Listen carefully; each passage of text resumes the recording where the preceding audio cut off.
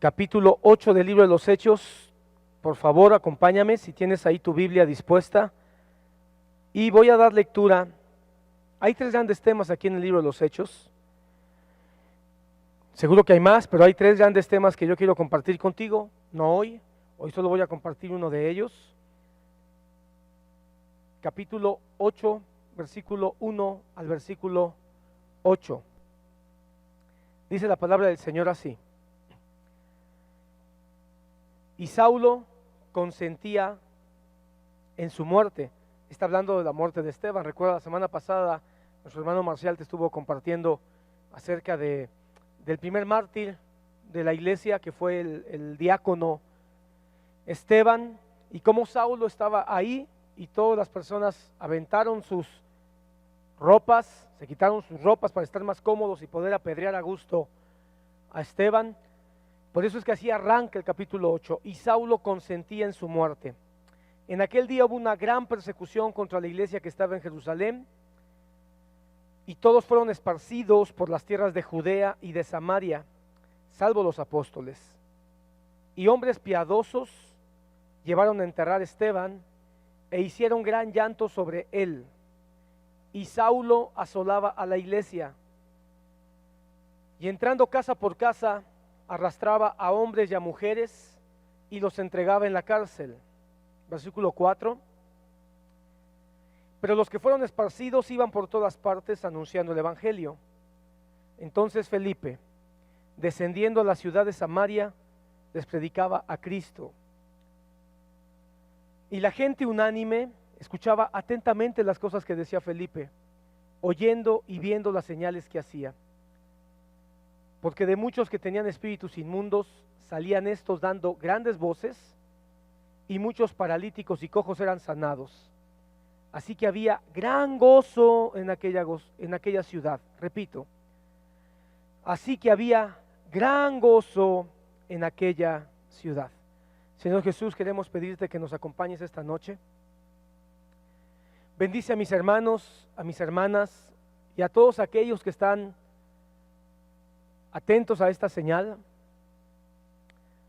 Tú sabes quiénes son los que ahora están en sus hogares, en sus trabajos, a través de YouTube, o están aún a lo mejor en sus carros, en sus vehículos, los que están trabajando en un taxi o en algún otro lugar a través de Radio Malac escuchando esta frecuencia. Te pido que tú los bendigas, que tú nos des entendimiento, y Padre, bendice a cada familia, prospera a cada familia. Yo sé que después de esta situación que hace que estemos muchos en casa, el mundo se está preparando para otra crisis, una crisis financiera. Yo te pido que no falte el pan, te pido que no falte el aceite, que no falte el trigo, que no falte la sal, que no falte el vino, que no falte el sustento en cada hogar, el sustento de tu palabra y el sustento de tu provisión sobrenatural. Señor, toma control sobre el mundo. Yo sé que tú estás atento a lo que está pasando, y me queda muy claro que es un juicio sobre la tierra. Es un juicio que tú mandas para que el que es incrédulo voltee sus ojos a ti, aquellos que tú quieres, que tú tienes planeado. Pero también es un llamado a tu iglesia para que tu iglesia se haga disciplinada, para que tu iglesia sea atenta a tu propósito. Gracias, Señor. Tu palabra nos enseña a dar gracias en todo, y te damos gracias por esta situación que está pasando aquí en México. Te doy gracias porque tú tienes control, y tú, Padre, permitirás que los que terminemos y los que salgamos podamos salir con un aprendizaje y con un impulso de tu Espíritu Santo. Gracias, Señor, porque yo creo que el mensaje de hoy también se puede aplicar de manera muy perfecta a lo que está pasando en este tiempo en medio de tu pueblo. En el nombre de Jesús, acompáñanos, y que tu palabra fluya con poder y con autoridad sobre la mente, sobre los corazones y sobre las vidas de los que están escuchando lejos, de los que están escuchando cerca, y a donde quiera que llegue la señal de este mensaje. Amén y amén. La iglesia estaba muy cómoda en el libro de los Hechos. Recuerda que estamos ya en el capítulo 8, pero para el capítulo 8 habían pasado ya varios años. No pienses que estamos hablando de días o de semanas. La realidad es que desde que Cristo resucita, Cristo asciende al cielo y da la gran comisión a sus discípulos, habían pasado ya varios años. El evangelio se concentra de manera muy fuerte en Jerusalén. Una iglesia enorme, por lo menos la palabra nos deja ver que en poco tiempo se levantó una iglesia de más de 8,000 personas en Jerusalén. Imagínate eso, más de 8,000 personas, sin contar mujeres y niños, reunidos en Jerusalén. Fue tanta el crecimiento que hubo, que los apóstoles y los ancianos se dieron cuenta que necesitaban organizarse. Dentro de esa organización levantan diáconos. Levantan diáconos para que los diáconos se encargaran de algunas actividades y tareas administrativas que tenía que ver con la provisión, tenía que ver con el distribuir conforme a las necesidades de la iglesia. La gente comienza a vender sus casas, comienza a vender sus propiedades y traen la ganancia de todo para que la iglesia sea sustentada y se convierta aquello en una iglesia que vive de una manera común. Dice la palabra que tenían todas las cosas en común. Sin embargo, llega un momento en que Dios tiene que hacer algo, porque no era el plan de Dios que se hiciera una mega iglesia en Jerusalén. No era el propósito de Dios que se hiciera una congregación enorme, todos felices, todos contentos, todos cómodos. Llegó un momento en que incluso Roma comenzó a tolerar en Jerusalén, y aún los fariseos, el Sanedrín, comenzó a tolerar a los cristianos en Jerusalén porque se dieron cuenta que ya eran demasiados, habían crecido tanto que se habían convertido en una fuerza, y además el pueblo los tenía en gran estima. La forma en que hablaban, la forma en que se comportaban, la forma tan respetuosa, el amor que profesaban los unos a los otros, fue de gran testimonio. Así que aún la religión de aquel tiempo les empezó a tener respeto. No obstante, llegó un momento donde Dios tenía que sacudir, Dios tenía que mover, Dios tenía que empujar. Siempre ha sido así en la historia. Ha habido momentos donde por diversas razones Dios ha tenido que hacer sacudimientos, ha tenido que acorralar, ha tenido que traer momentos críticos. En la historia han habido momentos de todo tipo. A veces ha sido hambres, enfermedades, a veces han sido guerras, desastres naturales, a veces ha sido persecución, como lo fue en el capítulo 8. No me extrañaría que lo que estamos mirando hoy en el mundo, y de manera particular en México, por supuesto, sea una crisis donde Dios está haciendo algo en el mundo para que el mundo tiemble, para que el mundo se llene de preocupación y de terror, pero que al mismo tiempo está Dios empujando a su iglesia. Yo creo que pasando esta situación del coronavirus, la iglesia no va a volver a ser la misma. Dios está confrontando muchas doctrinas equivocadas. Dios está poniendo contra la pared muchas doctrinas contrarias a la palabra de Dios, para que la doctrina pura, para que la doctrina bíblica empiece a brillar, como siempre ha querido el Señor que suceda. De hecho, hoy solamente quiero hablarte de lo primerito, pero hay tres cosas aquí, hermano, que van en ese mismo tenor. Dios empujando a su iglesia, Dios acudiendo a su iglesia y Dios confrontando a sus hijos, a sus representantes, y a los falsos profetas. Para irnos con calma, déjame platicarte de el primer efecto que miramos a causa de una crisis que Dios permitió que viniera en Jerusalén y de manera muy particular para la iglesia, una persecución. La muerte de Esteban sirvió para que la religión se diera cuenta de que tenían que hacer algo. La religión no podía soportar a los cristianos.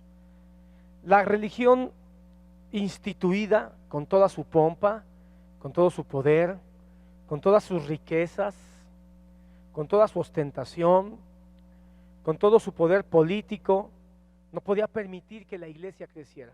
Te puedo garantizar que los poderes políticos, los poderes económicos y los poderes religiosos tampoco están muy a gustos con la iglesia de hoy, y Dios permite que esos poderes presionen para que la iglesia sea sacudida. Así que Dios permitió que la muerte de Esteban sirviera. Dios usó la muerte de Esteban. Dios usó la muerte de un joven muy dinámico. Dios usó la muerte de un joven que ni siquiera era apóstol, ni siquiera era anciano, era un diácono, pero lleno del Espíritu Santo. Dios quiere y se levanten jóvenes hoy, que no necesiten ostentar títulos absurdos de apóstoles o de profetas, ni siquiera de pastores, pero que tengan una pasión por el Señor, que tengan una pasión por la palabra. Que Dios levante jóvenes hoy como el diácono Esteban, que amaba la palabra, conocía la Biblia de una manera tan exquisita, que sacudió a la religión, que sacudió a los teólogos de aquella época, que sacudió a los que dirigían los cultos de las mega congregaciones judías de aquel tiempo. Y un jovencito, apasionado por la palabra de Dios, apasionado por la Biblia, que en aquel tiempo se leía, dio cátedra y demostró una cosa, lo que hemos venido enseñando todas las semanas anteriores, demostró que Jesucristo está escondido en los profetas, demostró que Cristo está escondido en el Pentateuco, demostró que Jesucristo está escondido en el Tanaj, en todos los escritos antiguos. Cristo estaba escondido. Y al descubrir que Cristo estaba escondido, que no había otro propósito en la ley, no había otro propósito en los salmos, no había otro propósito en los libros históricos, no había otro propósito en los libros de los profetas, sino solo dar a conocer el misterio del Mesías que en Cristo Jesús vino a ser revelado. Por eso lo mataron. Hoy se necesita volver a predicar ese mensaje bíblico y cristocéntrico. Pero la muerte de Esteban provocó una gran persecución. Saulo, quien después se convertiría en el apóstol Pablo, y vamos a ver con calma esa maravillosa transición de Saulo a Pablo, pero Saulo encabeza esa gran persecución. Se convierte en el cabecilla, en el cerebro, en el líder de una gran persecución, donde los romanos autorizan que se empiece a meter a la cárcel a los cristianos, que se empiece a golpear, que se empiece a amedrentar y sí, que se empiece a asesinar a los cristianos. Así que los cristianos, imagínate, más de 8,000 cristianos, más, recuerda que eran solo varones, las mujeres y los niños no se contaban, pues comenzaron a salir para no ser asesinados, para no ser metidos en la cárcel. La Biblia dice que solo los apóstoles se quedaron, y se quedaron ellos obviamente, porque como eran ellos los que estaban dirigiendo la iglesia de Jerusalén, mira qué interesante, no se quedaron en Jerusalén para hacer más dinero, como muchos apóstoles modernos. Ya en Jerusalén todos estaban yendo, la iglesia de 8,000 se disgregó.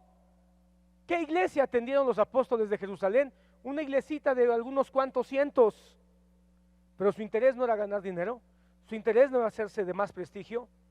Ni siquiera hubo un apóstol, eran los apóstoles, un ministerio. Una vez más vemos un testimonio de un ministerio presbiterial, todos los apóstoles cuidando la congregación de Jerusalén. ¿quién era el jefe de todos los apóstoles que se quedaron en Jerusalén? ¿Quién era el superapóstol? ¿Quién era el cabecilla? Ninguno, porque ellos entendían que había una sola cabeza, Jesucristo, y que el conglomerado de apóstoles eran un presbiterio a favor de la iglesia, a favor de la edificación del cuerpo de Cristo. Eso deberíamos entenderlo hoy. La iglesia de los Hechos no nos habla de un apóstol por encima de los demás. No nos dice que el apóstol era el superlíder de la iglesia. Nos dicen que era un grupo de ministros que entendían que habían sido dejados para cubrir, para proteger, para defender, para edificar. Por eso se quedaron, a causa de los poquitos que por alguna razón no podían salir de Jerusalén. Entonces los apóstoles se quedaron a arriesgar su vida. Sabían que quedarse en Jerusalén era arriesgarse incluso a morir. Pero en esta dispersión es bien interesante, quiero hacer notar algunos detalles para llegar al éxtasis la parte más importante de esta primera parte del capítulo 8. Fueron esparcidos por la tierra de Judea y de Samaria. Pon atención, primera cosa que está sucediendo, se está cumpliendo lo que Jesucristo había dicho. Jesucristo en el capítulo 1, antes de ascender a los cielos, dijo: y me seréis testigos en Jerusalén, en Judea, en Samaria y hasta lo último de la tierra. Habían pasado muchos años y esa palabra que el Señor había dado no se estaba cumpliendo. Estaban ahí en Jerusalén y en algunos alrededores. Así que el Señor empujó. ¿Para qué? Para que se cumpla su palabra. ¿Crees tú que acaso que este empujón tan dramático, tan extraño, tan inesperado del COVID-19, a Dios lo sacó de balance? Claro que no. El Señor mandó, permitió, no importa la forma, si pasó de los murciélagos a los humanos, si se soltó un virus, si se fabricó en un laboratorio, eso es lo de menos. El Señor lo permitió para dar un empujón a la extremada comodidad que teníamos los cristianos en el mundo. Un súper empujón para que muchas Biblias se vendieran. ¿Sabes tú que la Biblia se está volviendo a vender? Hace algunos años, con orgullo salió en los medios que Harry Potter estaba rebasando en ventas a la Biblia. Había que hacer algo para demostrar que un libro tan absurdo acerca de un brujo, Jehová reprenda al satánico y a la satánica que escribió ese libro, humillar, un virus vino a humillar. Nuevamente la Biblia está en la posición de honor que siempre ha tenido por más de 2000 años.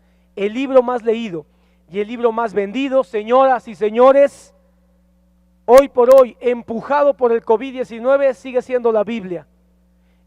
Y una vez más, muchos están volviéndose a la fe cristiana a causa del coronavirus, no al Islam, no al budismo, no a la cienciología, al cristianismo, porque el mundo sabe cuando hay una situación tan terrible como esta, que solo hay un Dios verdadero en los cielos a quien hay que clamar. Ni siquiera al catolicismo, al cristianismo, al Dios de la Biblia. Pero Dios tiene que empujar, y en ese gran empujón que el Señor hizo en la iglesia de los Hechos, en el capítulo 8, se empezó a cumplir su palabra. Lo que está pasando, señoras y señores, es para que su palabra se cumpla, su propósito se cumpla. Cristo viene pronto y se tiene que dar los pormenores para que su palabra completa y entera se cumpla. Y si este coronavirus es parte de ese propósito, gracias al Señor y gloria a Dios por el coronavirus. Nosotros firmes en su palabra, nosotros firmes en su roca poderosa que es Cristo Jesús, confiando en que su propósito se va a cumplir. Pero mira lo que hoy tenemos que aprender. Y entonces comenzaron a ser esparcidos por la tierra de Judea y de Samaria, y hombres piadosos llevaron a enterrar a Esteban. Versículo 4. Pero los que fueron esparcidos iban por todas partes llorando, afligidos por sus pérdidas, quejándose de que habían tenido que dejar sus casas, sus carros y sus cuentas bancarias en Jerusalén. Perdón, creo que Perdón, el chícharo me están diciendo mal. No, no, no es eso. Perdón, los que están diciéndome en el chícharo, creo que no es esa la versión correcta. No, no tengo ningún chícharo, hermanos. No, no, no. ¿Dice eso tu Biblia? Yo sé que no. La palabra dice, iban por todas partes anunciando el evangelio. ¿Qué va a pasar o qué está pasando ahora? ¿Cuál es tu mayor impacto en tu vida con lo que está pasando ahora? Esta crisis que está haciendo que la iglesia se esparza por todas las redes, por todos los Twitters, por todos los Facebooks, por todos los Instagram. ¿Cuáles son por todas las ciudades, por todos los vecindarios? ¿Cuál es tu como cristiano? ¿Cuál es tu mayor impulso en tu corazón? Ojalá seas como estos. ¿Va a haber pérdidas? Yo creo que sí. Después de esto va a haber pérdidas, mucho me temo que sí. Como estos hombres y mujeres que saliendo de Jerusalén tuvieron que dejar casas, muebles, familia, no sé qué tuvieron que dejar, pero hubo una pérdida. Pero en vez de preocuparse de manera central en su pérdida, se concentraron de manera primordial en qué tenían que era permanente, qué tenían que nunca lo iban a poder perder, qué tenían que nunca iban a poder arrancárselo, y eso era el evangelio. Así que comenzaron a anunciar el evangelio por todas partes donde iban. Y en ese proceso maravilloso, donde jóvenes y adultos, donde mujeres y varones comenzaron a decir, sí, perdí una casa en Jerusalén, pero quiero que sepas que tú necesitas a Cristo. Te veo muy angustiado, te veo muy triste, te veo muy afanado, te veo muy aterrorizado, te veo muy estresado. Tú necesitas paz, necesitas calma, necesitas plenitud, necesitas seguridad, porque ¿cuánta gente hoy no está asolada en sus casas, desolada en sus casas, pensando que se les va a meter el virus, el microorganismo, y los va a matar incluso en su cama? No pueden ni dormir. Caramba, qué vida tan horrorosa.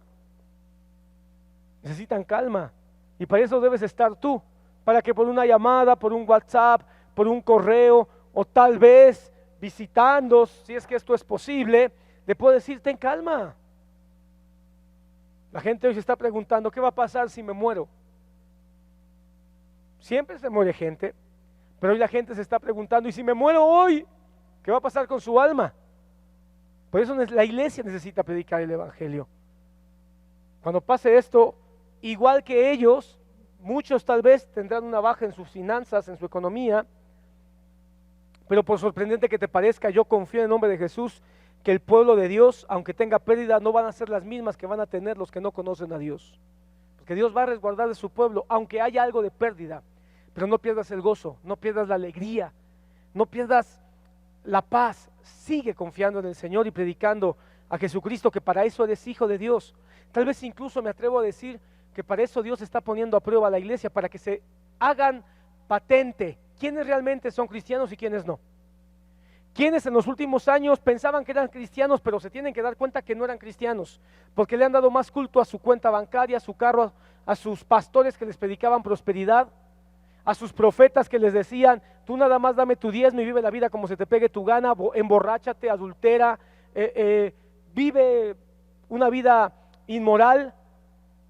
Y ahora se están dando cuenta que de qué les sirve ser borrachos, de qué les sirve ser inmorales, fornicarios, mentirosos.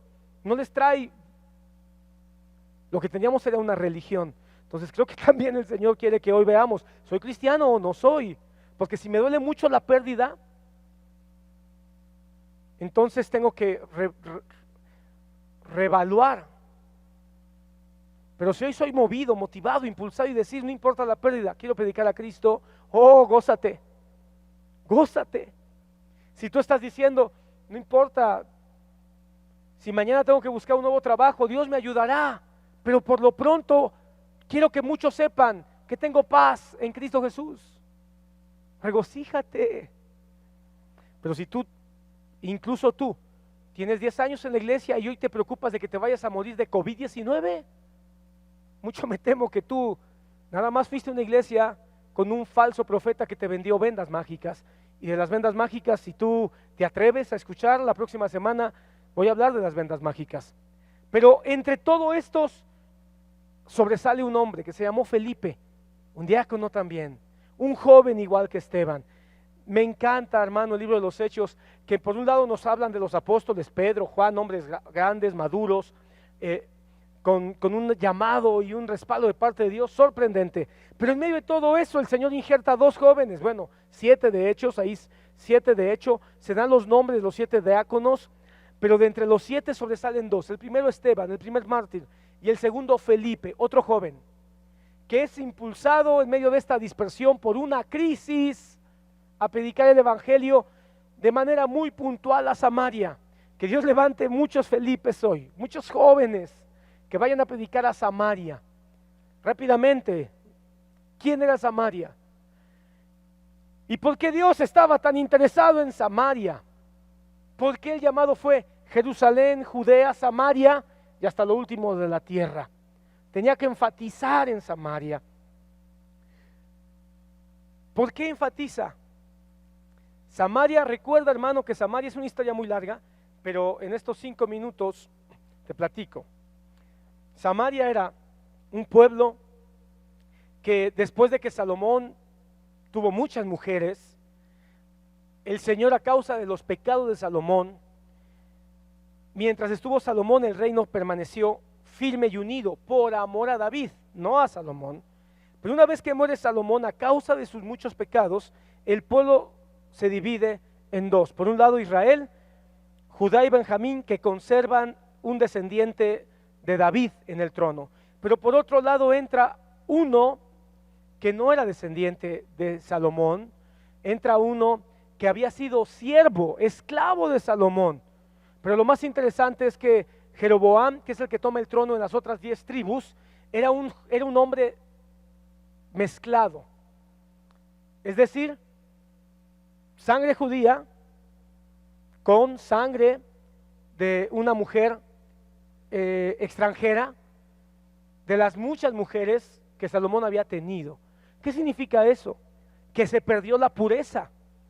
Y en el tiempo de Jeroboam se permitió cultos a otros dioses y de manera muy específica se permitió que los sirios entraran y se empezaran a mezclar. Eventualmente surgen los samaritanos, ponen su sede en Samaria, la sede del reino de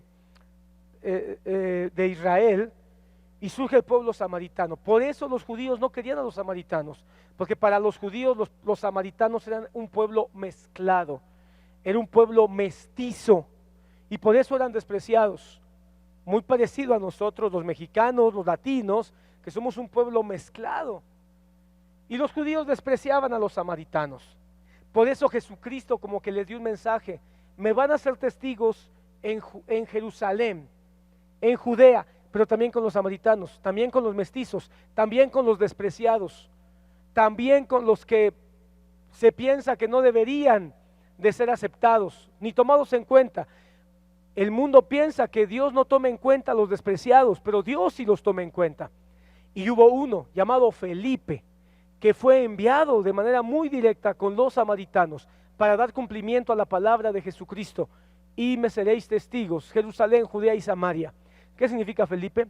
Felipe significa el que ama los caballos. Fíjate qué interesante.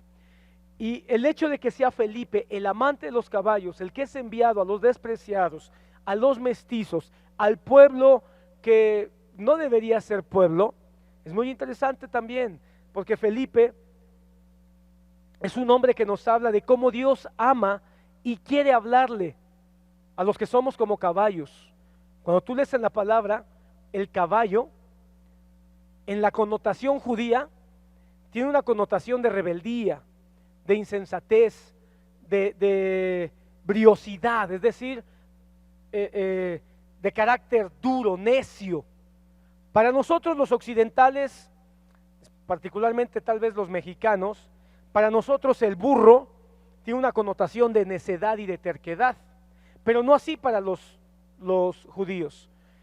Para los judíos el burro es un animal que habla de nobleza, que habla de lealtad, incluso habla de cierta prudencia, el burro.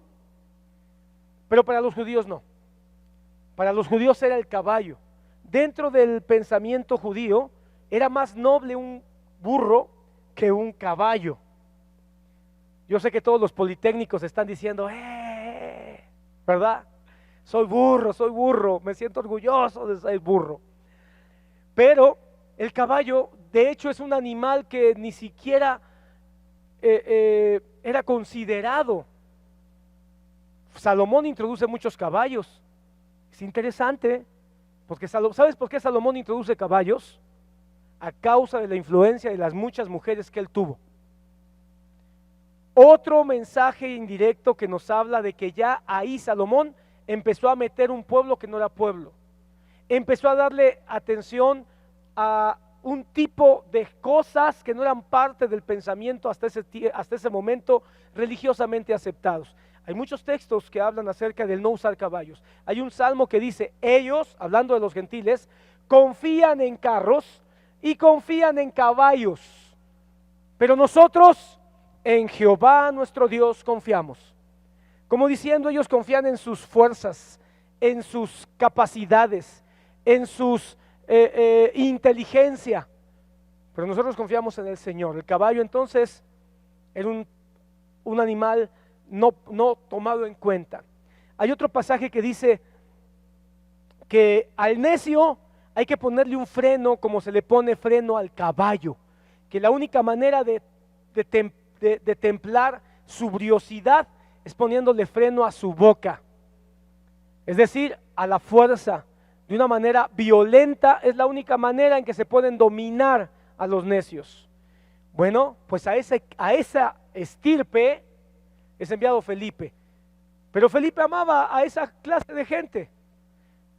Felipe es figura del evangelio que ama a lo vil, a lo despreciable, a lo necio, a lo rebelde, a los que confían en sus fuerzas y terminan estrellándose, a los que confiamos en nuestras habilidades y terminamos dándonos cuenta que no podemos. ¿No acaso el COVID es un gran golpe y un gran freno a la terquedad de la raza humana? ¿No acaso el COVID es un freno al hocico de la briosidad y el orgullo? Porque si algo tiene el caballo es que es orgulloso, es soberbio. ¿Dónde está la soberbia de los poderosos ante el COVID? ¿Dónde está el orgullo de las naciones más poderosas ante un microorganismo? Pero también a ellos Dios nos ama, también a ellos Dios los ama. Felipe, el amante de los caballos, enviado a un pueblo que no es pueblo y enviado a una clase de gente que pudiera pensarse que es orgullosa. Pero Dios mandó a Samaria porque la primer semilla la había sembrado Cristo mismo. Cristo mismo sembró la primer semilla en Samaria. Acompáñame a Juan, al Evangelio de Juan, capítulo 4. Dice la palabra, capítulo 4, versículo 4, hablando de Jesús, dice, y le era necesario pasar por Samaria. Ese texto, hermano, tiene mucha luz. Le era necesario a Jesucristo. Jesús va viajando de Judea a Galilea. Se encuentra en Judea y dispone ir a Galilea, donde él tenía su casa, seguramente a Capernaum, al mar de Galilea. Pero cuando sale de Judea, llega un momento en que va avanzando y se desvía, para sorpresa de sus discípulos. Y los judíos dicen, ¿y por qué nos desviamos? Si hay un camino que nos lleva hasta Galilea, no tenemos que pasar por tierra de esos necios, de esos salvajes, de esos engreídos, de esos orgullosos samaritanos. Pero Jesús les dice, ¿saben por qué? Porque me es necesario. Esa expresión es una expresión que habla de amor, que habla de interés. A Jesús le interesaba ir a Samaria. Ahora, ¿a qué fue a Samaria? Pues tú ya sabes la historia, no la voy a leer, pero todo el capítulo 4 nos habla de esa entrevista que tuvo con una mujer, además con una mujer a la hora más difícil del día y se ponen a hablar de religión, de política, de familia, de doctrina, de adoración. Y al final de toda esa plática y de esa entrevista tan hermosa que tiene con una mujer samaritana, para acabarla, perdón que insista mujer, pero las mujeres también en aquella época despreciadas, tenidas en poco, para quien diga que Jesucristo o que el Evangelio hay un desprecio hacia las mujeres, no lo han leído, no lo conocen. Si las feministas tan solo se atrevían a leer la Biblia, se darían cuenta que el consuelo para toda su ira acumulada que tienen las feministas de esta época, el consuelo está en Cristo Jesús. Pues Jesús se enfrenta con una feminista. El diálogo con esa mujer es una mujer feminista, echada para adelante, negando el principio de la familia. En fin, no me voy a desviar porque nos llevaríamos tiempo, pero al final, mira lo que dice casi al final de esa entrevista. Habla con la mujer, versículo 25, le dijo la mujer: sé que ha de venir el Mesías, llamado el Cristo. Cuando Él venga nos declarará todas las cosas. Y Jesús le dijo: yo soy el que habla contigo. Al final de toda la plática, Jesús fue a Samaria para revelarle a la mujer que Él es el Mesías escondido en las Escrituras. Entonces, versículo 28, la mujer dejó su cántaro, fue a la ciudad y dijo a los hombres: venid, ved a un hombre que me ha dicho todo cuanto he hecho. ¿No será este el Cristo? Entonces salieron de la ciudad y vinieron a Él. ¿Quiénes? Los samaritanos. Versículo 39. Y muchos de los samaritanos de aquella ciudad creyeron en Él por la palabra de la mujer. La primera evangelista que la Biblia registra fue la mujer samaritana.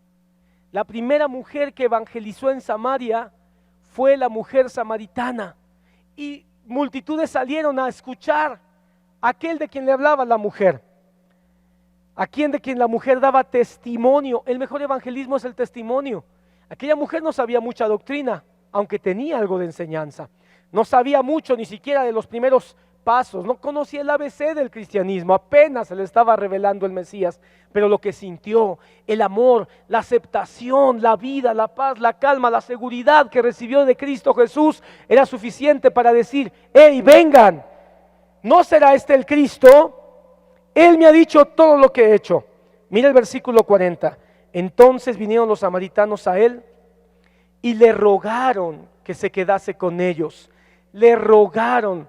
Hermano, yo no encuentro otro pasaje donde en ninguna ciudad judía, ninguna ciudad de Israel, ninguna ciudad de Galilea le hayan rogado a Jesús: quédate más tiempo, quédate más tiempo. Dios quiera y después de esta pandemia, las congregaciones cristianas genuinas, las congregaciones que prediquen al Mesías, que prediquen al Salvador, no que prediquen sus vendas mágicas absurdas de señales, de milagros y de ganar dinero. No, que prediquen solo que Cristo es la solución a nuestra alma. ¿Cuál fue la doctrina que Cristo le predicó a la samaritana? ¿La tiró? ¿Se quitó el manto y la tiró para hacer un despliegue absurdo de poder? ¿La sanó de alguna enfermedad? Le dijo: no tienes que sufrir, mujer, no tienes que padecer más, solo tráeme tu diezmo y vas a dejar de sufrir, pare de sufrir. No. Fue un mensaje de: tu alma necesita vida, tu alma necesita aliento, tu alma necesita vida eterna. Y mira cómo termina esta historia. Le rogaron que se quedase con él y se quedó allí 2 días. Roguémosle a Jesús: quédate conmigo, no te vayas. 41. Y creyeron muchos más, no dice pocos, no dice algunos, muchos más por la palabra de él. Y decían a la mujer: ya no creemos solamente por tu dicho. Que Dios bendiga a las mujeres evangelistas, y que Dios bendiga a las mujeres que enseñan, y que Dios bendiga a las mujeres que afirman a sus hijos y que afirman a sus amigos y que afirman a sus vecinos. Hay un ministerio para la mujer. Aquellos que digan que la mujer es despreciada y no merece hacer nada en la iglesia, pero por Dios, mujeres, cristianas, no necesitas demostrar que eres pastora o apóstola para que se te tome en cuenta y se vea que eres valiosa. Esta mujer no necesitó un título, solo necesitó que Dios le hiciera saber que ella valía como un instrumento en las manos de Dios. Ya no creemos solo por tu dicho, porque nosotros hemos oído y sabemos. Me impacta esta expresión. Mira lo que dijeron los samaritanos. Nosotros sabemos que verdaderamente este es el Salvador del mundo, el Cristo. Escucha bien, no hay ninguna expresión en los evangelios, ni siquiera de los apóstoles, tan profunda. No los romanos, no los fariseos, no los saduceos, no los discípulos de Cristo, los samaritanos son los que dijeron: este es el Salvador del mundo, el Cristo, el Mesías. Hoy el mundo necesita saber que el mismo Salvador de aquel tiempo sigue siendo el mismo, y Cristo todavía no moría, y Cristo todavía no subía a la cruz, y Cristo todavía no resucitaba, pero los samaritanos ya habían abrazado por la fe al Salvador. Por eso Jesús le importaba que hubiera alguien que fuera los samaritanos. No podía dejar la semilla que él ya había sembrado a través de la samaritana. El trabajo que él dedicó, el amor, la pasión para trabajar con esa mujer, y el trabajo de esa mujer que fue un trabajo tan espontáneo, fue un trabajo de tanta frescura, fue un trabajo sin religión, un trabajo sin poses, un trabajo tan natural. Solamente ir a dar testimonio y decir: hubo alguien que me ha hecho sentir amada, valiosa, con paz y, lo más importante, con esperanza en la vida eterna. No podía quedarse así. Jesucristo tenía urgencia, por eso les dio un tiempo a la iglesia, algunos añitos en Jerusalén, y después dijo: estos no van a ir a Samaria, estos siguen con sus prejuicios, estos siguen con sus ideas religiosas, estos siguen pensando que lo que quiero es que se hagan muy grandes, muy famosos, muy poderosos, y lo que yo quiero es que se predique el evangelio. Y estos no van a ir a Samaria porque desprecian a los pequeñitos, porque desprecian a los que no son como ellos. Si no cantan sus alabanzas, dicen que ellos ya no. Si no se visten como ellos, dicen que estos no sirven. Si no hacen las cosas de una manera X, entonces los desprecian. Basta ya de eso. Tengo que enseñarles que aún los que parecen más incómodos, yo los amo. Y empuja. Dios nos quiere, a la iglesia verdadera, bíblica, nos quiere injertar con la iglesia verdadera en todo el mundo. Basta ya de pensar que nosotros somos el único movimiento, la única denominación, la única doctrina. ¿Cuál fue la doctrina que enseñó Jesús a la samaritana? ¿Me puedes decir tú en tu casa? ¿Cuál fue la denominación? ¿Bautista, metodista, presbiteriana, pentecostés, neopentecostés? ¿Iglesias de señales, de apostolitis? ¿Cuál fue la doctrina? ¿Iglesias emergentes? ¿Cuál fue la doctrina? El mensaje fue uno y solo uno. Cristo te ama, te acepta, te busca y te da vida eterna. Solo escúchalo y da testimonio de Él. Por eso fue Felipe. ¿Con qué mensaje crees que fue Felipe? El mensaje del apóstol Pedro. ¿A cuál de los apóstoles predicó Pedro? ¿Me quieres decir tú en tu casa? Había 12 para escoger, por lo menos en ese momento. Cuando llegó, ¿cuál? Felipe dijo: vengo en el nombre del apóstol Juan, el más joven. Vengo en el nombre del apóstol Andrés, el más inteligente. Qué triste que hoy por ahí hay algunos que digan: en el nombre del apóstol fulano. Eso es tanto como decir en el nombre de la Virgen de Guadalupe. Cuando llegó Felipe a Samaria, Versículo 5. Entonces Felipe, descendiendo de la ciudad de Samaria, les predicaba. Exacto, lo dijiste bien en tu casa, 10 puntos. A Cristo, no al pastor, no al apóstol, no al profeta, a Cristo, no a la denominación, a Cristo, solo Cristo. Y la gente unánime, mire estos samaritanos, qué hermoso, unánimes, es decir, los samaritanos cuando llegó Felipe, y seguramente llegaron algunos más, porque Felipe tal vez era el más avesado, el más adelantado, pero la palabra nos dice que llegaron más de Jerusalén a Samaria. Unánimes los samaritanos, unánimes. ¿Por qué sentían? Cuando llegó Felipe y dijo, hey, vengo hablándoles de Cristo, salieron muchos samaritanos unánimes, háblanos de Jesús. ¿Por qué? ¿Por qué no había tanta oposición? Porque Jesús ya había sembrado la semilla en la samaritana y la samaritana en todos estos. Escuchaban atentamente. Oh, todos los pastores anhelamos que eso se diga de nuestra congregación. Y la congregación Monte del Señor escuchaba atentamente. Pero salieron los samaritanos, toda su atención. ¿Sabes qué es eso? Todos sus sentidos veían a Felipe, no porque Felipe estuviera muy guapo, por la palabra. Escuchaban a Felipe, no porque Felipe fuera muy elocuente, sino porque hablaba de Cristo. Ponían su corazón, no porque quisieran idolatrar a Felipe. Felipe hoy estaba y mañana no, sino porque su corazón latía por el nombre de a quien predicaba, el nombre de Jesús. Atentamente las cosas que decía Felipe. Fíjate, bien interesante, oyendo y viendo, oyendo y viendo, oyendo y viendo las señales que hacía. Quiere decir que las señales no nada más son visibles, también se escuchan. Las señales se escuchan. ¿Cuáles señales? Cuando se te revela que en la palabra está escondido el Cristo. Esa es una señal. Oh, qué bendición aquel que lee la Biblia o escucha que se habla de la Biblia y ¡pum! Brinca la señal. Ahí está Cristo. Ahí me dice qué hacer. Ahí me está diciendo cómo puedo yo caminar. Eso es una señal de que tú eres cristiano. Cuando la Biblia se te abre y Cristo brinca. Por supuesto que también había señales. Enfermos sanaban.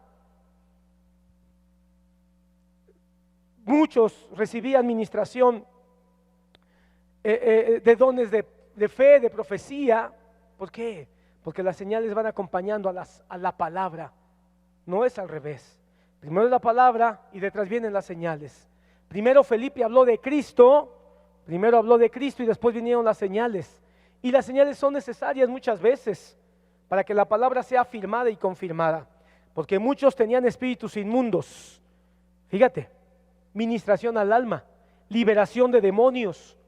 Hoy te aseguro que tú no necesitas una casa nueva, más que el Señor te libere de demonios que no te permiten entender que Dios tiene en su mano tu vida.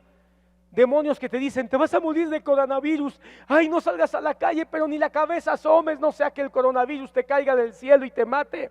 Ese terror es un demonio que tienes que echar fuera en el nombre de Jesús. No puedes vivir lleno de miedo, de terror, de incertidumbre, de violencia. La palabra de Cristo libera demonios. La palabra de Cristo libera almas. Y muchos paralíticos y cojos eran sanados por la palabra de un diácono. ¿Qué te parece? Ahora entiendo, y como un eco en mi corazón resonando las palabras del hermano Otoniel Ríos, ministro de Dios. ¿Sabes qué decía este hombre? De quien le aprendimos muchas cosas. Prefiero ser diácono. Lo repito, prefiero ser diácono a la manera de Esteban que apóstol a la manera de Judas. Mejor un diácono como Felipe. Yo diría hoy, prefiero ser diácono a la manera de Felipe, predicando a Cristo, no a un hombre, predicando a Cristo, no una denominación, predicando a Cristo, no una doctrina, predicando la palabra, no una moda, no una fórmula. Y si las señales vienen detrás, gloria a Dios. Y si las señales se manifiestan, que lo que se van a manifestar porque así lo prometió Él, aleluya. Y no llamarse apóstoles negando a Cristo, y no llamarse apóstoles buscando mejor las 30 monedas y no la gloria del Mesías. Apóstoles como Esteban, predicando la palabra a una costa de su propia vida. Mejor ministros como Felipe, amando a los salvajes, amando a los orgullosos, amando a los que son rebeldes, con la esperanza de que vengan a los pies de Cristo. Termino. Versículo 8, mi corazón brincaba cuando leí este texto. Así que había gran gozo en aquella ciudad. Así que había gran gozo en aquella ciudad. Así que había gran gozo en aquella ciudad. Se detuvo la persecución. ¿Acaso no Saulo andaba como loco, como desquiciado, hermano, buscando por todos lados cristianos para meter a la cárcel, sintiéndose con mucha autoridad con las cartas que le había dado Roma, que le había dado el Sanedrín, para encontrar cristianos y meterlos al bote? Pero en Samaria había gran gozo. ¿Por qué?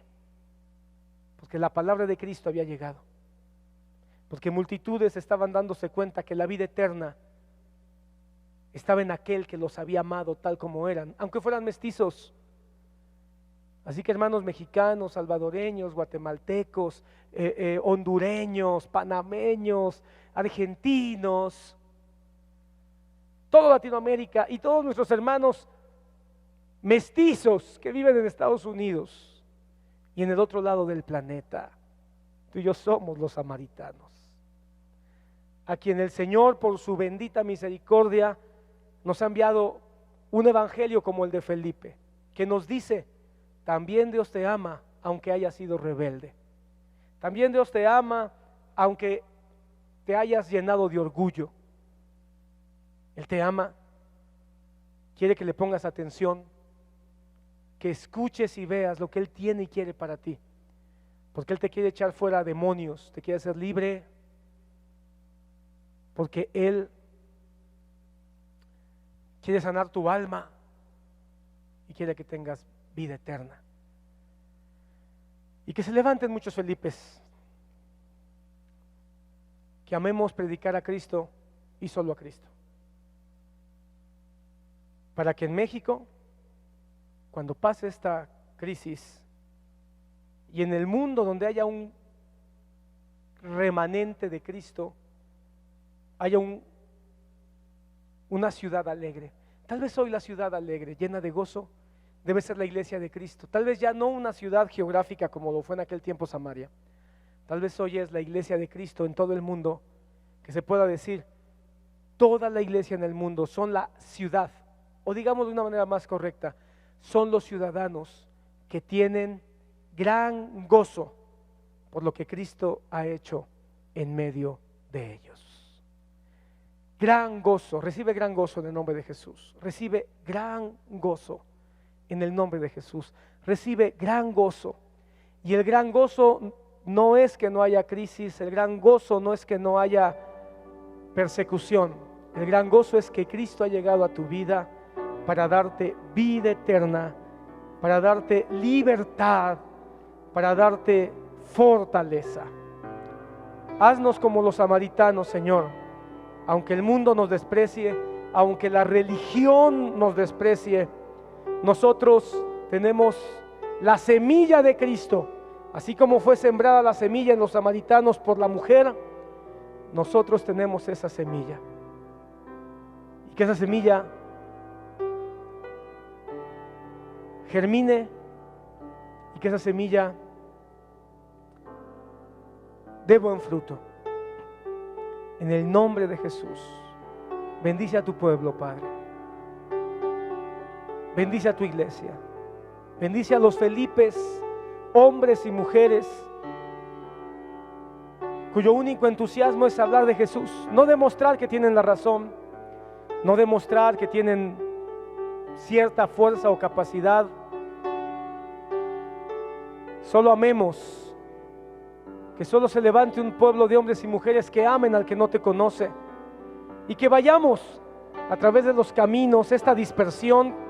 Tal vez en aquel tiempo hubo una persecución en Jerusalén y la iglesia salió por todos los caminos, grandes y pequeños, a las diferentes ciudades de Judea y de Samaria.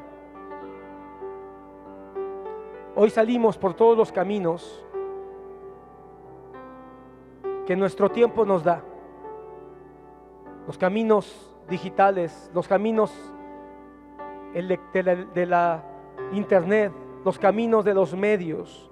Hoy salimos los cristianos a decir: Cristo salva, Cristo te ama, Cristo es el camino, la verdad, la vida. Cristo es la solución a tu tristeza, a tu angustia, a la falta de paz. Entrégale tu vida a Cristo, y aunque mueras hoy, tendrás vida eterna. En el nombre de Jesús, bendice al que no te conoce, que hoy puede entregar su vida a ti. Y bendice al que ya te conoce, pero que se tiene que definir. Seremos un Felipe cuya única pasión y interés sea predicar a Cristo.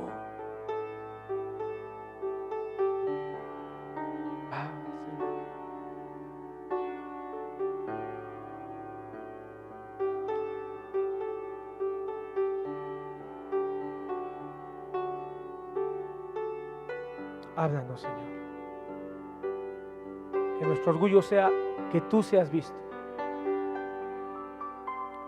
Y si algo hablamos de lo que tú has hecho en nosotros, es por eso.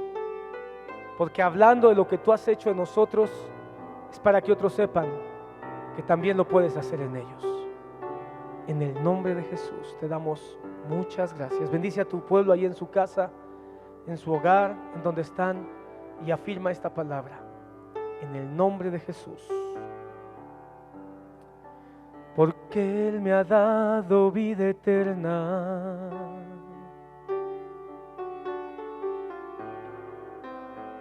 Porque Él me ha dado el poder.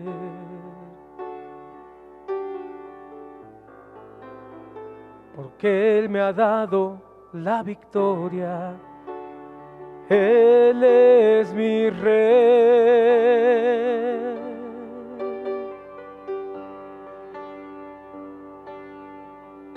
A Cristo he proclamado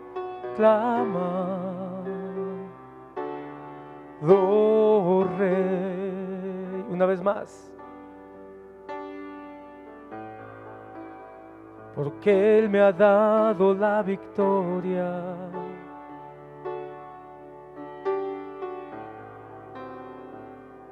Porque Él me ha dado el poder. Porque Él me ha dado vida eterna. Porque Él me ha dado vida eterna.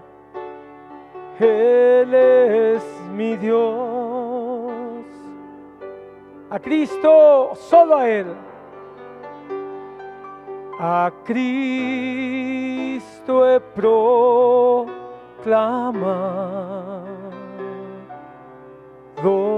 Rey. Gracias, Señor. Bendice a tu pueblo y llénalos de paz.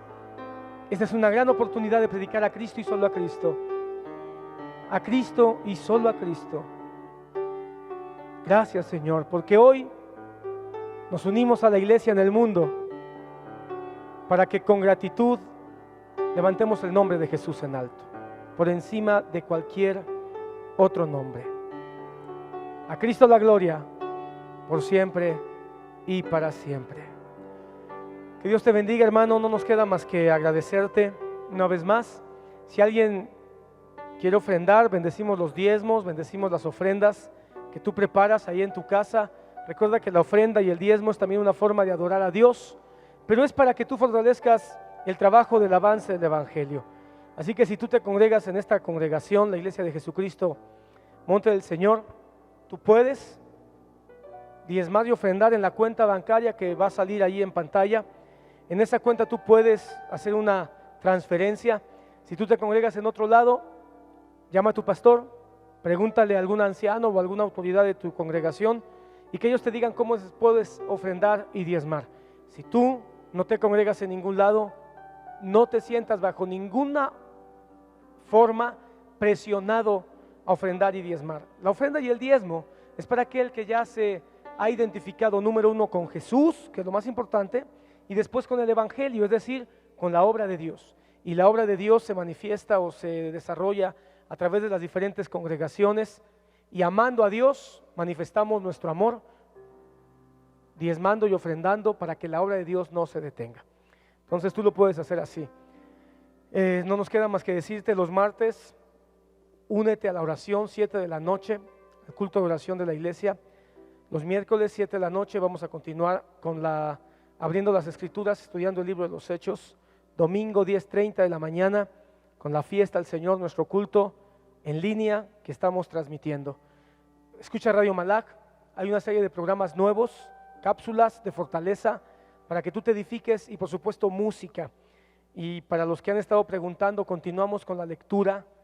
Si tú dices: ay, pero no lo escuché desde el principio, la lectura de Pisinagogué, no te preocupes, te aseguro que cada capítulo tiene una frescura particular.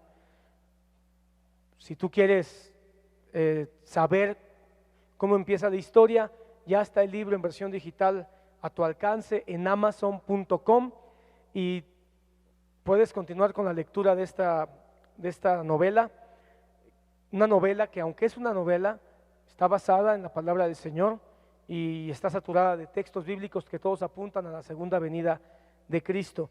Así que, ¿en dónde? Radiomalak.com, 11:30 de la mañana, 5 de la tarde y 3 de la madrugada. Son los horarios en que tú puedes seguir la lectura de este libro. Pues no nos queda más que agradecerte. Dios te bendiga, hermano. Sé Felipe, sé un Felipe que predique a Cristo, solo a Cristo, y que lo haga con amor, con frescura. No necesitas ser un teólogo. Felipe no era un teólogo, era como tú, un joven, un hombre, una mujer que tenía bien claro algo: quién era Cristo y qué había hecho Él en su vida. Que Dios te bendiga, muchas gracias y nos vemos en la próxima. Amén.